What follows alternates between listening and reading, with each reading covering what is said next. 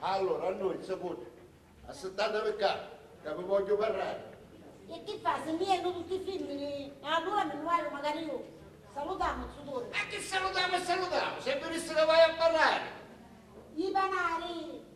Chi è che pure voglio di chiesto? E poi, chi ha i panari io? Ah, chiesto era buono a me mio marito, molto buono. Ma chi panare e pugnatori? Chi sta una parrata in silenzio, non si può fare. Il mio mucchiere che è di sicuro avrà una porta che sta ascoltando. E a così vuoi che ha ascoltato capofamiglia? Vi risse dei ravini nella stanza più lontana. E la stata aperta porta che mi voglio consolare che non ci sia. Allora, a noi. E che volete parlare con mia? Oh, finalmente ho capito. Certo che voglio parlare con voi.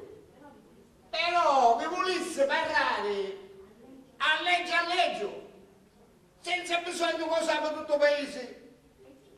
Ma di chi state gridando ste voci? Che fa male? La sogno sopra! No, che quale sotto? Una campana siete. Marico io. Com'è che potete fare la massaggera di matrimonio se per parlare ci vuole l'atto parlante? Sapete, il vostro è un mestiere che dovesse essere segreto.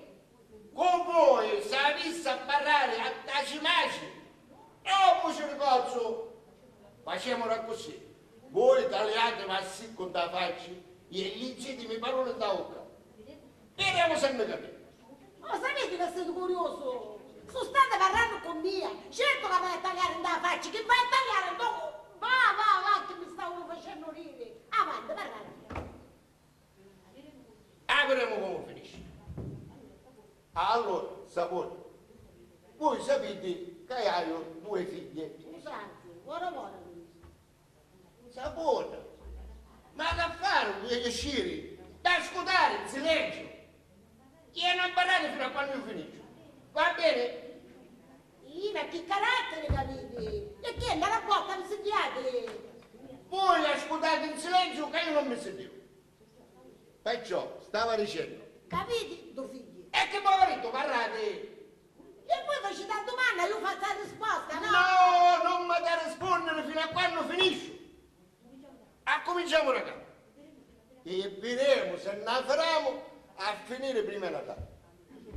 Allora, i miei figli, Ciccina, non tanto mi preoccupa, di chi è picchia? E in amba di Priatorio Casapiglia, troviamo di sicuro. Anzi, io avessi magari un pretendente, però se non si marita in sola che ha anni, non c'ho che dire ciò picciotto.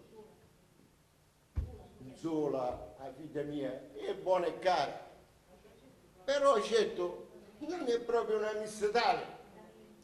Veramente? E poi mi pare magari